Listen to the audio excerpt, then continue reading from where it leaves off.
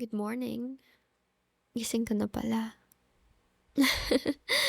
Don't close your eyes again. Alam kong gising ka na. Huwag ka na magpanggap na hindi kasi nahuli na kita. Hmm? Ayaw mo pa talaga bumangon, no? It's fine. Kahit mamaya na tayong dalawa bumangon. Kasi kahit ako, inaantok pa ako. Oo, inaantok pa ako. Late na rin kasi tayo, nakauwi kagabi. Even though sinabihan natin sila tita before mag-start yung event na maaga tayo uwi. Kasi pagod rin tayo galing sa out of the country trip natin. Pero wala eh. Masyado silang maligalig. Hanggang sa hindi na natin namalayan yung oras. Hmm? Did I enjoy it? Of course. Enjoy na enjoy, mahal. Isa pa, I'm glad natanggap rin ako ng side of the family mo. Even though I am not my best self kahapon kasi pagod at puyat din tayo sa biyahe. I know, I know. I know na sinabi mong skip na lang natin yung event na yun yesterday.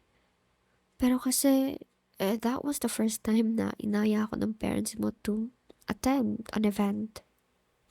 A family event kung saan girlfriend mo na ako officially. I don't want to leave a bad taste.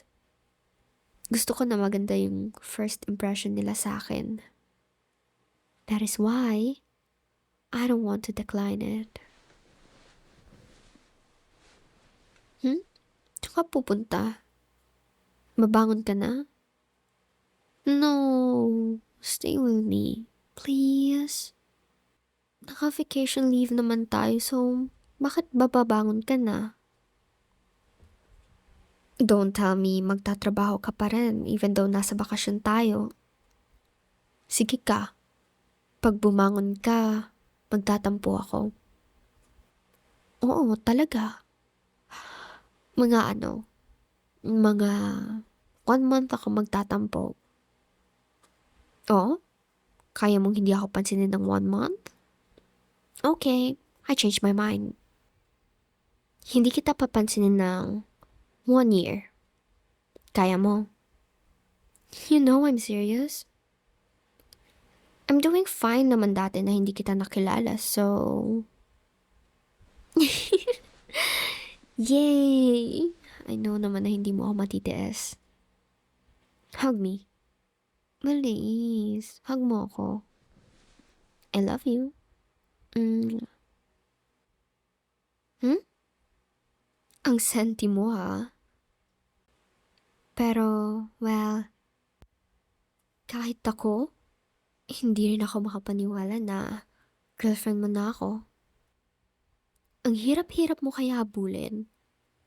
Yes kaya. Hindi ko nga alam kung tinutulungan mo ako sa office dahil gusto mo ako o mabait ka lang talaga sa lahat. Mixed signal ka kaya. Red flag. Hmm? Ouch! Huwag ka namang mampitik ng noo. Masakit ta? Fine, hindi ka na red flag. Nag-assume lang ako na, may crush ka rin sa akin kasi may crush rin ako sa'yo that time. O bakit? I manifested you kaya. Kita mo ngayon, no? Katabi na kita and kaya ka pa. Remember that time when you even helped me na matapos yung presentation ko? Kasi na-corrupt yung flash drive ko. Kung alam mo lang kung anong mixed emotion yung nararamdaman ko that time. Maiyak ba ako dahil yung presentation na pinagpaguran ko ng ilang days nawala lang sa isang iglap? Or kikiligin ba ako kasi nagkaroon na naman ako ng interaction sa crush ko and well, tinutulungan pa ako. Pero in the end, I think that incident was a blessing in disguise. Hindi ko alam kung natatandaan mo pero I think that time, mas lalo pa tayong naging close. Dahil lang sa insidenteng yon, hanggang sa ma-realize ko na everyday na akong may coffee and flowers sa desk ko.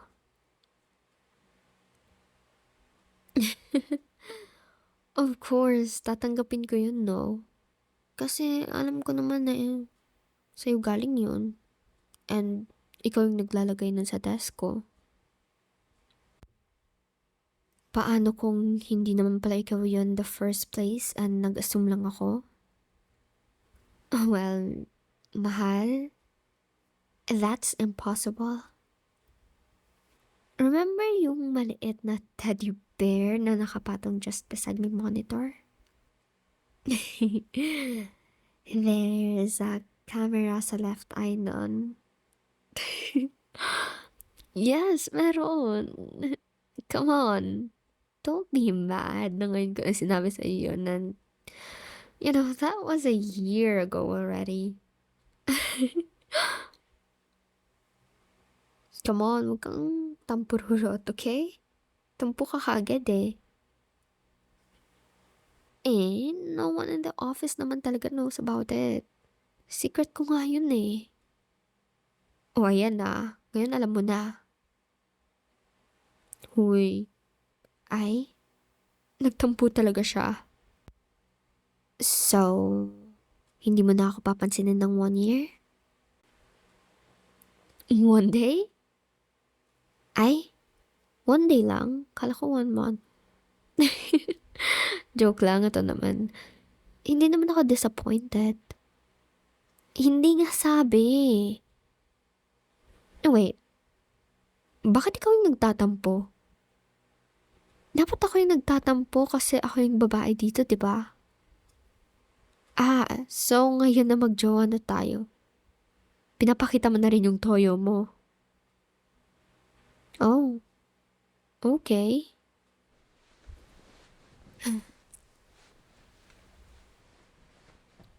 Mahal? Mahal. Medyo luwagan mo yung yakap mo, please. Hindi na kasi ako masyadong makahinga. Good. Akala ko ba gusto mo nang tumayo at umalis ng kama kanina? Ngayon naman sobrang OA ka naman kumakayakap. Oh, OA. What do you mean nakasalanan ko? Fine, fine. I played a part.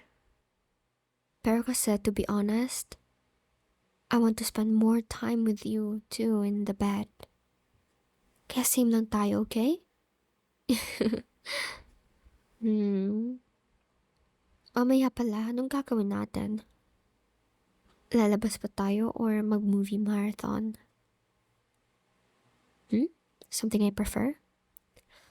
Then, labas na lang tayo. May gusto rin kasi akong tingnan sa mall ngayon eh. Earring siya. Oo, tingin lang. Tingin nga lang eh, I promise. Well, nasa sa'yo na kung bibilin mo ba o hindi. Oo nga kasi. Basta, ang gusto ko lang naman yung araw ay kasama kita at sa akin ka lang ng buong araw. Ano na naman? Ba't ganyan ka makatingin? Wala lang. Anong wala lang para na ako matutunaw sa paningin mo? Parang susunggaban mo ako, ano eh. Oo kaya, tingnan mo oh. O tapos ngayon ngiti-ngiti ka. So, ano nga, may gusto ka bang sabihin sa akin?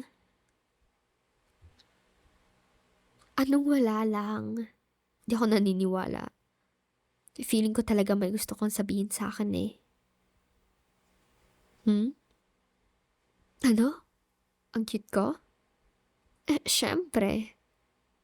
Ganito talaga ako kapag bagong gising. Sobrang cute. Ikaw rin naman eh. Cute ka rin. Kaya nga nagustuhan kita eh. Mahal, alam mo, Nagugutom na ako pero ayoko pa rin bumangon. Eh kasi ang sarap-sarap naman ng yakap mo sa akin. Gutom ka na rin ba? Hindi pa naman? Weh, baka pinipigilan mo lang yan kasi ayoko pa rin bumangon. You know what? Binabawi ko na nagutom ako. Parang feeling ko kasi, hindi pa ako natunawan eh. Oo, sa mga nakain ko last night. So, okay lang ba sa'yo na magstay muna tayo ng ganito for 5 more minutes? Yay! Kaya mahal na mahal kita eh. Don't worry, I will cook you your favorite meal mamaya pagkabangon natin. Mhm. Kahit ano pa yan. Kaya before tayo umuwi mamaya, mag-grocery tayo para mabili ko yung mga ingredients. Deal? Deal. So, ngayon maglista ka na kaya ng mga bibili natin? Fine, fine. Joke lang naman. Saan naman tayo maglilistahan? Nasa bed nga tayo ngayon. Thank you, mahal.